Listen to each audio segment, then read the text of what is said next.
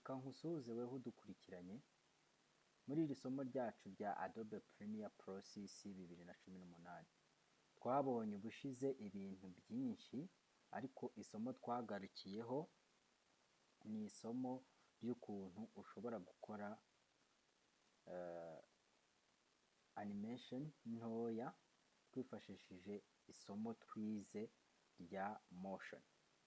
Kuba twasezeranye yuko isomo rikurikiyeho ari isomo ryo kwiga ibijyanye na opacity. Ese opacity tuyikoresha dute, idufasha se iki mu buryo busanzwe? Ni ngombwa rero yuko dukomeza tukarebera hamwe agasomo gakurikiyeho. Ngira ngo murabizi yuko twababwiye uburyo mushobora kutwandikira ikibazo cyangwa igitekerezo muciye kuri nimero za telefone 0788129631 no kuri WhatsApp ukaba wakwandika uciye kuri iyo nimero. Hanyuma ukaba ushobora no kuba watwandikira kuri email habumugishapaul7z@gmail.com. Hanyuma rero tugiye gukomeza n'isomo ryacu rya Premiere Pro, aho tugiye kureba ni gute dushobora gukora aka animation gatoya twifashishije uburyo butandukanye. So ni byiza cyane yuko rero mumenya iri somo rya Premiere Pro, kubera yuko ni ryiza, rizabafasha kugira twinshi mwunguka mu gutunganya video. Iyo rero ugiye gukora icyo twita animation z'utuntu runaka, ariko ukanashyiramo n'akandi kantu wifuza, noneho ukanakoresha opacity na animation, biba byiza iyo ubikoze rwose wumva logique yabyo. Par exemple, reka dukoreshe iyi party. Dushobora kuba dufite ino party kandi dufite n'ikirere cyacu. Ikirere cyacu mwabonye ko ari cyo nashyize hasi. Noneho ndashaka yuko twiga gukoresha ka gapaka.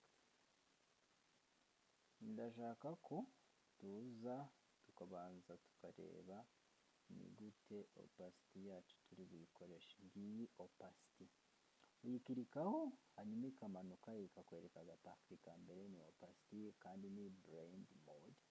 Blend mode nayo iyo uyikiritseho iguhereza iyi liste y'utu tuntu dushobora kudukoresha. Hanyuma rero mukazana n'aka twita tangle animation. Tangle animation twabonye yuko idufasha iyo dushaka ko ibintu biza mu buryo runaka. Reka turebe uburyo bwa mbere. Aka ka video ko hejuru ndashaka ko kaba katagaragara neza. Nabona ikirere kiraje kandi dufite iriya party. Reka twongeraho akandi kantu gatoya ko kwiyibutsa uburyo twakoresheje motion. Nshobora kumanuraho gatoya, natambitsaho gatoya, nkasigarana iriya party ya ekuteri. Murabona ukuntu bimeze. Hanyuma nshobora rero kuba nshaka ko bimera gutya, ariko bikagenda izi ekuteri zizuzuramo cyangwa zigira imbere,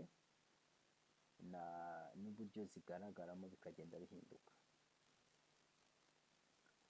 Ubwo rero turaza kurebera hamwe n'akandi gapati ko muri motion, kugenda mbereka kamwe gakenewe cyane, aka ngaka kitwa rotation, karaza nako kudufasha mu gihe cya opacity. Reka tubanze turebe. Ndamutse nshaka ko iyi ekuteri nayo igenda ituruka muri uru ruhande, iza ituruka muri uru ruhande yerekeza aho ibicu biri guturuka. Kuvuga ngo nzaza aho bitangiriye, ngo ndi bwitabaze left up, left and right, ubwo ni x axis na y axis, hanyuma nitabaze na scale yerekana uburyo ibintu biri bwizuminga. Nshobora first of all kubanza nkagabanya cyangwa nkagabanyaho gutya, aha nkigiza hirya, nkongeraho,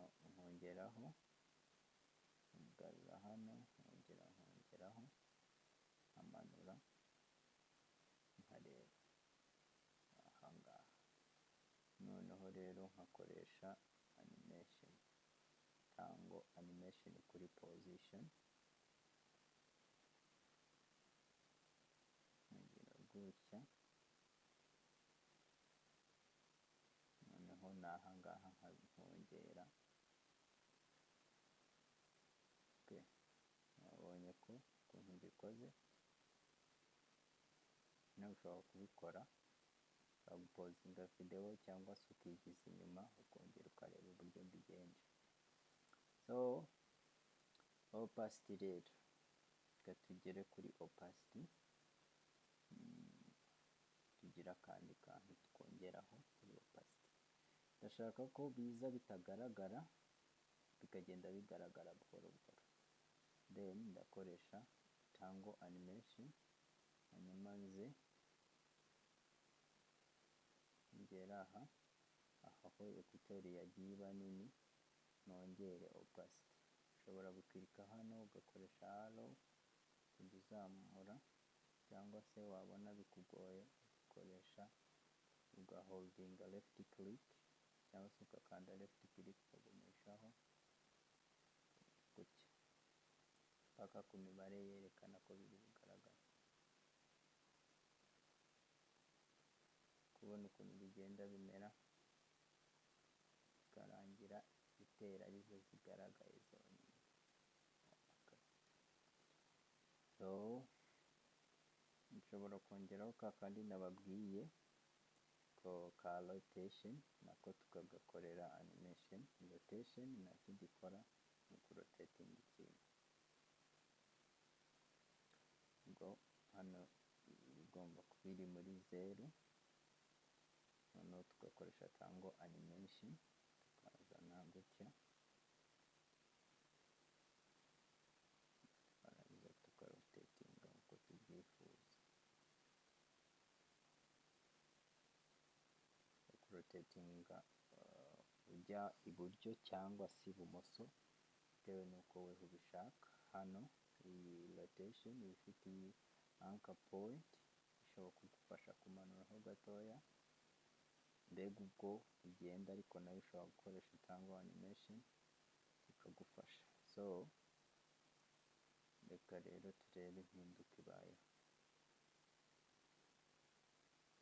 Noneho ikindi urabona ko aka kajambo, aka kaziga gatukura, twebwe muri video nitwigeze tukifuza, dushobora kongeraho gakeya cyangwa se ntitwongereho gakeya, ahubwo tugatambikisha hirya gutya kakabura, tukagira gutya. Ubwo mubonye ko hari aho kagiye kagaragara, ushobora kongeraho gakeya kugira ngo kataza kongera kugaragara.